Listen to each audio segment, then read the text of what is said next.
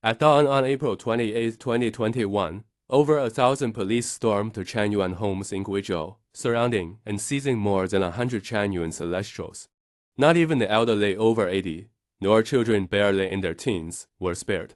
All were detained and sent back to their registered birthplaces, where local police were assigned to monitor each of them. Why such action? Had the Chanyuan celestials committed any crime? No. The charge was that Lifechanyuan was an illegal organization that must be banned. They even produced videos, branding the second home an evil home, yet every so-called evidence shown in those videos was fabricated. None of it was true. On July 2, 2025, police from across China suddenly arrested more than 80 Chanyuan celestials. Most were simply working ordinary jobs. Why arrest them? To this day, no reason has been given. Lifechanyuan has existed for over 20 years. What it seeks to do and what it has done is plain to see, for all of its teachings are openly available on the internet.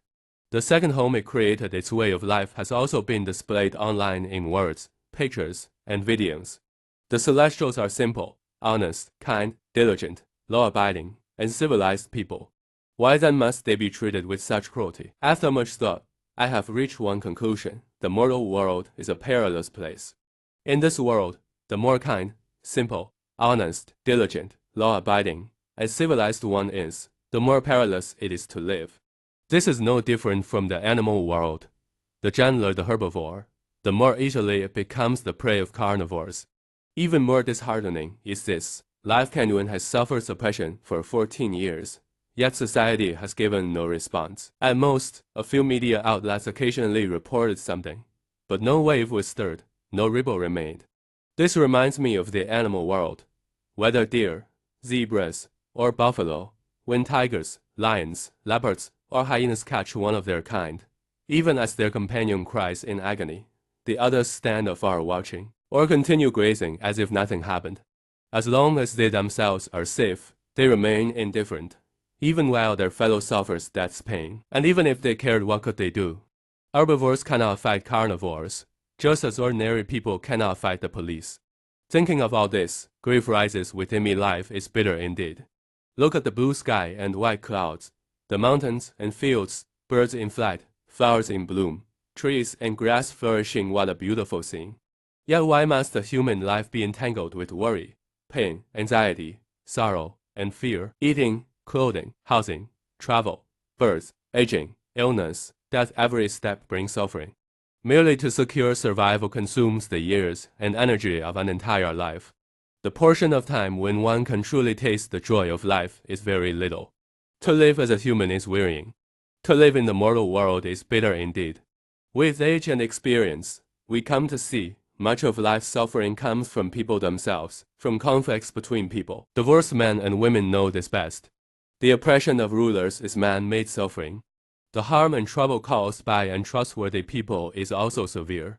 Selfishness, greed, jealousy, blame, reproach, complaint, ego, coercion, unreasonableness, outbursts of frenzy, all these from others or from oneself bring endless trouble, pain, and suffering. This reminds me of the days in the second home, especially in Branch 4. Those were the happiest, most joyful, free, and blissful days of my life. More than 70 people lived together, from the elderly to children, the young to the middle-aged. We shared one kitchen and one table. Though the daily work to build the home was heavy, everyone lived happily and freely. Why was life in the second home so much more joyful and fulfilling than life in the traditional way of life? The core reason is this: the second home was built after the pattern of the 1,000-year world. More essentially, those who lived there were no longer humans in the traditional sense, but celestials. The fact has been proven: to live as a human is suffering, to live as a celestial is joy. The mortal world is too perilous. To live as a human is dangerous. With the slightest misstep, one slides toward hell, or falls into animal reincarnation.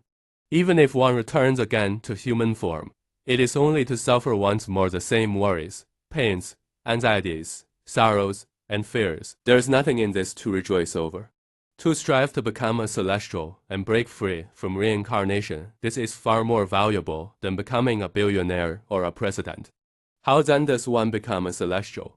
Become a Chanyuan celestial, embrace the Chanyuan values, and enter the second home to live by the way of the thousand-year world.